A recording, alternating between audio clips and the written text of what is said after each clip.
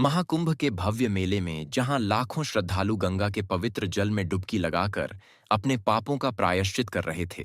मेले के एक सन्नाटे भरे कोने में एक अघोरी ध्यान की अवस्था में बैठा था। उसकी आंखों में गहरा रहस्य झलकता था, मानो किसी अनदेखी शक्ति का प्रतीक हो। उसके चारों ओर एक अजीब सी दिव्य शक्ति थी, जिसे महसूस करके लोग उसके करीब जाने से भी कतराते थे। उस अघोरी का नाम कालेश्वर था। लोग कहते थे कि वह हर महाकुंभ में गंगा किनारे एक खास जगह पर आकर अपनी तपस्या करता था। लेकिन इस बार उसके आने के साथ ही मेले में अजीब घटनाएं शुरू हो गई थीं।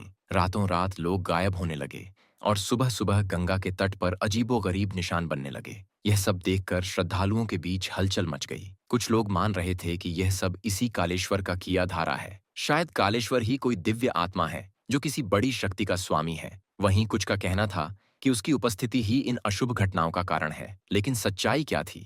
यह एक ऐसा सवाल था जिसका जवाब कोई नहीं जानता था। एक रात राघव नाम का एक पत्रकार, जो महाकुंभ मेले में रहस्यमयी घटनाओं की पड़ताल करने आया था, उसने तय किया कि वह कालेश्वर की सच्चाई उजागर करेगा। राघव को रहस्यों को सुलझाने का जुनून था और यह मामला उसके लिए चुनौती बन गया। उसने रात के समय गंगा किनारे जाकर कालेश्वर की गतिविधियों पर नजर रखना शुरू किया। राघव ने देखा कि कालेश्वर हर रात गंगा किनारे बैठकर किसी खास मंत्र का जाप करता और फिर अचानक गायब हो जाता। इस अद्भुत दृश्य ने राघव की जिज्ञासा को और बढ़ा दिया। उसने एक रात कालेश्वर का पीछा करने की हिम्मत की। अगली रात जब कालेश्वर अपने मंत्रोच्चार में तल्लीन था, राघव ने चुपचाप उसे रिकॉर्ड करना शुरू किया। अचानक कालेश्वर ने अपनी गहरी आंखें खोलीं और सीधे राघव की ओर देखा। राघव को ऐसा लगा जैसे कोई अदृश्य शक्ति उसकी आत्मा को झकझोर रही हो, लेकिन उसने हिम्मत नहीं हारी। कालेश्वर ने गंभीर आवाज में कहा, जो जानना चाहते हो उसके लिए तैयार रहो। राघव ने सहमति में सिर हिलाया। कालेश्वर ने उसे पास बुलाया और कहा, सच जानने का साहस तो है, लेकिन यह तुम्हें डरा सकता है। राघव ने साहस जुटाते हुए पूछा,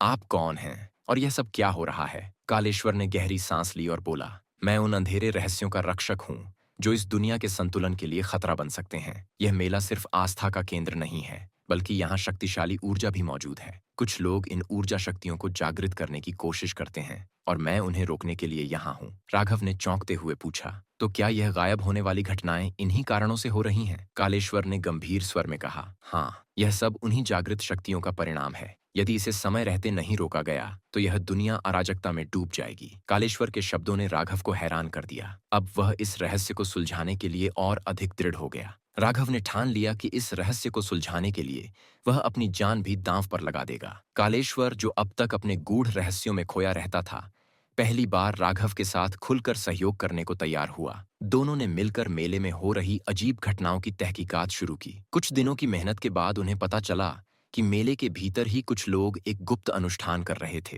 वे प्राचीन दुष्ट शक्तियों को जागृत करने का प्रयास कर रहे थे, जो सृष्टि के संतुलन को बिगाड़ सकती थीं। एक रात जब राघव और कालेश्वर का उन लोगों से सामना हुआ, तो दोनों के बीच भयानक मुठभेड़ हुई। चारों ओर मंत्रों का गूंजना और अजीब रोशनी का नाचने लगना माहौल को और भी भयावह बना रहा था। कालेश्वर ने अपने तंत्र मंत्र और शक्तियों से उन दुष्ट आत्माओं को रोकने की भरपूर कोशिश की, लेकिन वो असफल रहा। ये लड़ाई आसान नहीं थी। वह उन शक्तियों को पूरी तरह खत्म नहीं कर सका, परंतु अपने मंत्रों से उन्हें वहां से भगाने में सफल रहा। मुठभेड़ के बाद कालेश्वर थके हुए स्वर में बोला, ये आत्माएं अभी शांत नहीं हुई हैं। वे अब काली गांव की ओर बढ़ेगी। वहां उन्हें एक अघोरी का सामना करना होगा, लेकिन वह साधारण अघोरी नहीं है। वह स्वयं महादेव का स्वरूप है। उसकी उपस्थिति से ही ये आत्माएं मुक्त हो सकती हैं। राघव की आंखों में डर और जिज्ञासा का मिश्रण था। उसने पूछा, काली गांव वहां क्या है? कालेश्वर ने गंभीर स्वर में जवाब दिया, काली गांव एक ऐसा स्थान है जहां समय और स्थान का कोई मोल नहीं।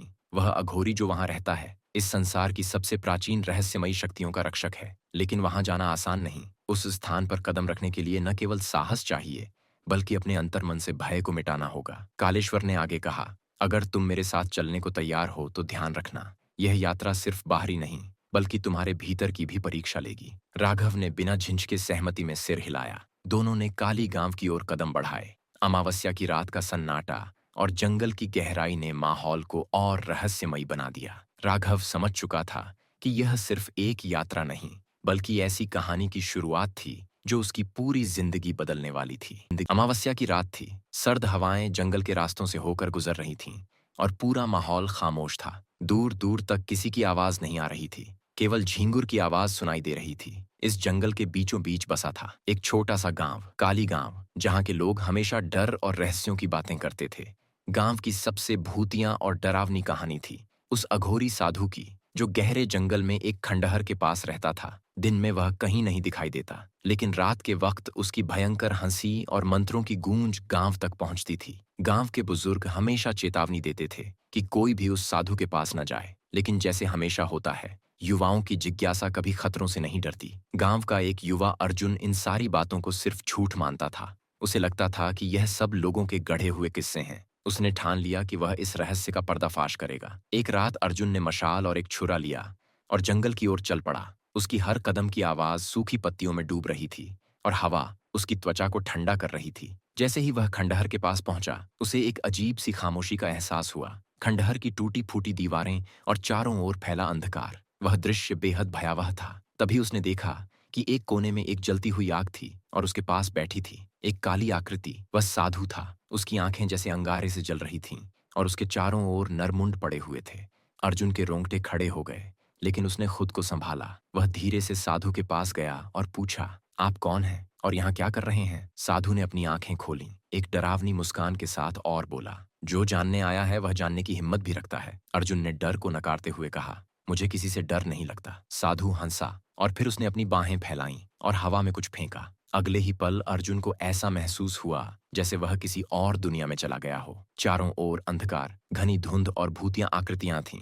अर्जुन के शरीर में कंपकंपी दौड़ने लगी। साधु ने कहा, तुम अपनी जिज्ञासा के कारण यहाँ आए हो, लेकिन अब तुम्हारे पास दो रास्ते हैं। पहला, मेरे रहस्य को समझो और इसका हिस्सा बनो, या दूसरा, यहाँ से बिना पलटे लौट जाओ। अर्जुन को समझ में नहीं आया कि वह क्या करे। साधु ने उसे एक खौफनाक प्रस्ताव दिया, अगर तुम सच में इस रहस्य का हिस्सा बनना चाहते हो तो तुम मेरे साथ रहकर इसका सामना करोगे, लेकिन अगर तुम डर गए तो तुम्हारे पास कोई रास्ता नहीं होगा, क्योंकि यह रहस्य तुम्हारे भीतर समा जाएगा और तुम कभी नहीं लौट पाओगे। अर्जुन ने हिम्मत जुटाकर पूछा, यह सब क्या है? साधु ने धीरे से अपनी आंखें खोलीं और कहा, मैं कोई साधारण व्यक्ति नहीं हूँ।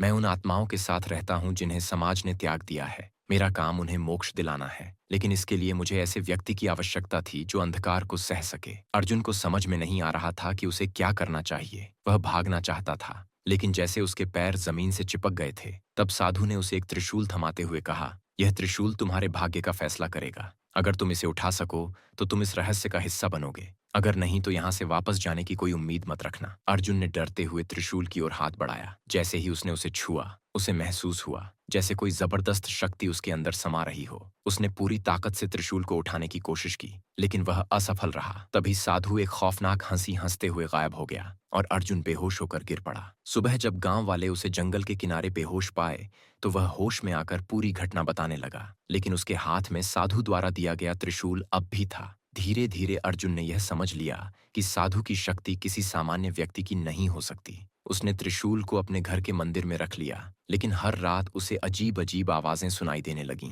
वह जानता था कि साधु ने उसे ऐसी चीज दी थी जिसे वह नजरअंदाज नहीं कर सकता। कुछ महीनों बाद अर्जुन ने गांव के बुजुर्गों से इस बारे में पूछा। उन्होंने बताया कि वह साधु कोई और नहीं बल्कि महाकाल के उपासक थे, जो आत्माओं को मोक्ष प्रदान करने के लिए अघोरी साधना करते थे।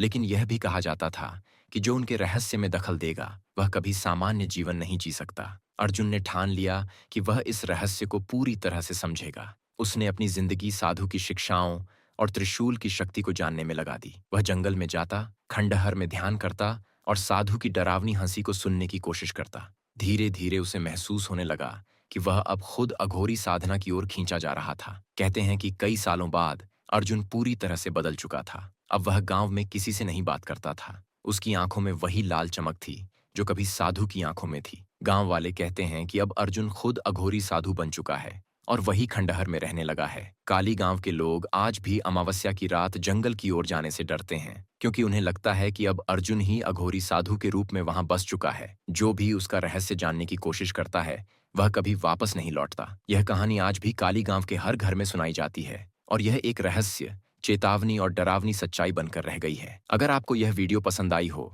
तो वीडियो को लाइक करें, अपने दोस्तों के साथ शेयर करें और हमारे चैनल को सब्सक्राइब करना न भूलें, ताकि ऐसी और भी दिलचस्प कहानियां आप तक पहुंचती रहें। धन्यवाद।